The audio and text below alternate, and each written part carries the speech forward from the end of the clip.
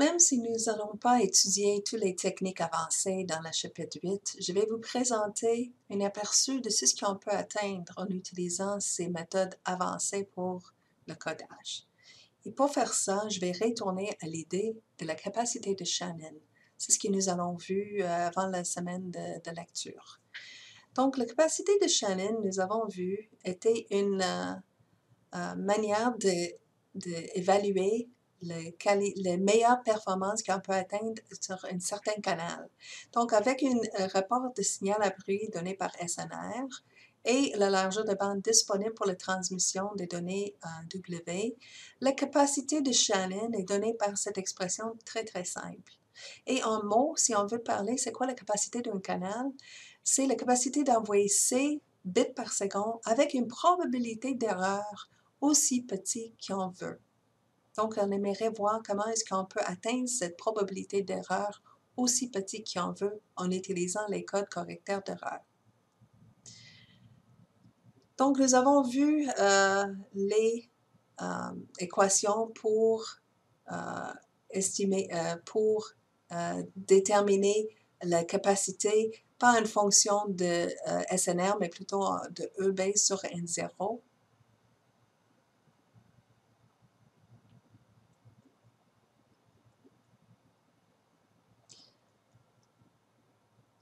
Nous avons vu une manière d'exprimer cette relation pour la capacité de système au lieu d'être en fonction de le rapport signal à bruit qui est dépendant de largeur de bande disponible, de plutôt le mettre en termes de E base sur N0.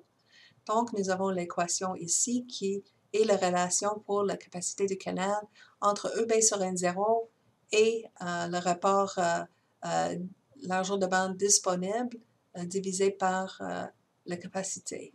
Et c'est ce qu'on a tracé ici. Il y a la région à l'intérieur où on peut atteindre et la partie à l'extérieur qui est impossible d'atteindre. Et le graphique ici, le groupe ici, c'est la limite de Shannon.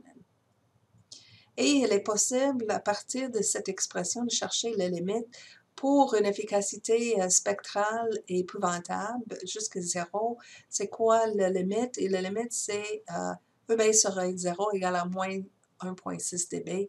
Donc, c'est le signal le plus faible qu'on peut quand même détecter. Donc, j'aimerais vous donner un exemple pratique. Ici, j'ai pris la capacité de Shannon, je l'écris un peu différemment. Ici, dans l'exemple, était W sur C, c'est plutôt ici C sur W qui donne l'efficacité spectrale versus le V sur N0. Donc ici, c'est la capacité de Shannon. Et je vais vous montrer un exemple en MATLAB de comment on peut améliorer la performance.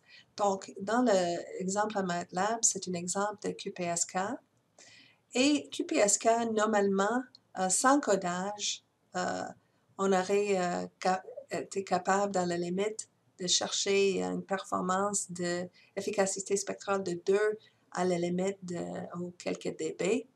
Et quand on ajoute le codage avec un taux de code de 1,5, mais premièrement, l'efficacité spectrale va être moindre, mais on peut avoir une capacité qui est plus importante dans le sens qu'on peut aller avec une E base sur un 0 jusqu'à 0, donc où le bruit est aussi important que le signal, et quand même envoyer d'informations dans une façon qu'on confiance avec une erreur le plus petite qu'on veut. Donc, on verra qu'on peut approcher cette limite de Shannon en utilisant des codes correcteurs assez complexes. Donc, c'est un exemple qui vient de MATLAB, qui est basé sur l'utilisation de Digital Video Broadcast, donc un standard I3E pour la transmission de vidéo par satellite, qui s'appelle le DVB-S2.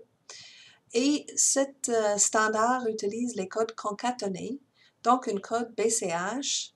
Et ici, on voit la complexité des codes parce que les blocs sont assez importants. 32, 40, 400, c'est la longueur de bloc. Mais on peut voir que c'est quand même, cette partie, une efficacité spectrale pas trop, pas une expansion en largeur de bande pas trop important. Mais en plus, l'autre code, c'est une code qui s'appelle LDPC, qui on ne discute pas, mais c'est une code avec un taux de 1,5, mais quand même des blocs assez importants. Donc, on peut dire qu'approximativement, le taux de code est 1,5. Et on utilise le QPSK et nous allons voir à quel point on peut être proche de la limite de Shannon avec cette paire de codes concaténés. Par exemple, ici, nous avons le graphique de SNR versus BUR. Ici, c'est le code QPSK sans codage. Et en bleu, c'est ce qu'on peut atteindre avec le codage. Donc, c'est ce qu'on a vu dans le graphique tantôt, on doit être capable d'avoir une performance qui approche 0 dB et nous allons voir que quand même, on n'atteint pas exactement, mais on a une grosse amélioration, plus que 10 dB de gain de codage à niveau 10 à la moins 6. Donc, si je fais une zoom ici, on peut voir que avec un SNR très petit, qu'on peut avoir une performance très importante. Donc, maintenant, je vais passer à la simulation MATLAB. Donc, ici, c'est la documentation, le DVB-S2 en utilisant l'encodage LDPC.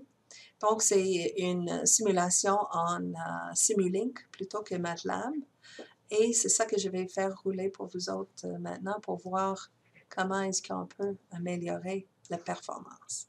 Donc, ici, c'est le modèle en Simulink qui je peux faire rouler. Les paramètres, on va mettre ici. Donc, par exemple, c'est le QPSK avec un taux de code d'1,5. Ici, c'est le ES sur N0 qu'on peut essayer d'atteindre. Donc, il y a 2 bits par symbole. Je vais commencer avec 1 dB et le nombre d'itérations. Donc, dans la complexité de décodeur, il va essayer de décoder le code externe, interne, externe, interne, et va itérer beaucoup de fois pour essayer d'améliorer la performance. Donc, nous allons mettre ici une limite de 50 parce que ça va juste ralentir la simulation ou aussi le délai quand on fait des vrais codages. Je vais juste faire rouler maintenant, peser sur Go, et il va générer l'information. Donc, nous avons le QPSK, et pour le QPSK, nous avons ici à la sortie une visualisation de la constellation reçue. Donc, on peut voir que c'est comme impossible de distinguer où sont les 4 points qui sera une constellation QPSK normale. Il y a tellement de bruit parce que c'est ES sur N0 qui est égal à 1 dB, donc pas très, très bon. Donc, malgré tous les bruits qu'on remarque ici, si on regarde ici, on peut voir le nombre d'erreurs est affiché. Il y avait 0 erreur. Donc, le code a réussi à corriger toutes les erreurs malgré une constellation épouvantable. Donc, ils ont envoyé 3 fois 10 à la 5 bits et parmi les transmissions de tous ces bits-là, il n'y avait aucune erreur enregistrée. Et finalement, pour cette performance, il était obligé d'utiliser juste 30 itérations. Donc, je vais changer les paramètres, mettre plutôt 0.8 comme le ES sur N0 et nous allons aussi limiter la complexité parce que plus des itérations, c'est certain que c'est plus complexe. Donc, je vais le limiter à 20. Je vais rouler encore la simulation. Encore une fois, une constellation très limitée. À ce moment-là, on peut voir que nous avons enregistré plusieurs erreurs, presque 1000 erreurs, plus que 10 000 erreurs. Et donc, le BER qui était calculé était 0,03. Donc, on a dit que la capacité était d'avoir une communication avec le taux d'erreur le plus faible qu'on veut. Donc ici, c'est une manière de voir comment on peut l'atteindre parce que si j'ajoute maintenant à 40 itérations, donc plus complexes, et je fais le rouler, au lieu d'avoir un BER de 0,03, maintenant c'est plutôt 0,0009. Donc il y avait des erreurs encore avec 40 itérations, mais était plus petit le taux d'erreur. Et si je permets une complexité encore plus importante, 50, on peut, même dans la transmission des notes 10 à la 6 bits ou presque 100 000 bits, 50 000 bits, on n'avait aucune erreur en utilisant 47 itérations. Donc, on a vu maintenant, en utilisant ces codes très performants, on était capable de vraiment chercher la capacité d'un canal arbitrairement. Donc, on peut le descendre même à 0,5. Peut-être 0,5 serait un peu trop, 0,6. Et voir une constellation encore empirée. Et malgré ça, mais ici, on a quand même une probabilité d'erreur de 0,07. À ce niveau, il faut peut-être ajouter la complexité.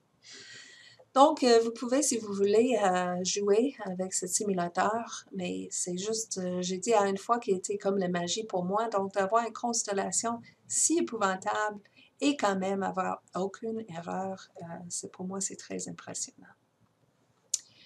Donc, ça, c'était le démo. Donc, ici, c'était la constellation avant le codage et après codage. Après codage, on avait changé, enlevé tout le bruit et vraiment tombé pile dans la constellation QPSK.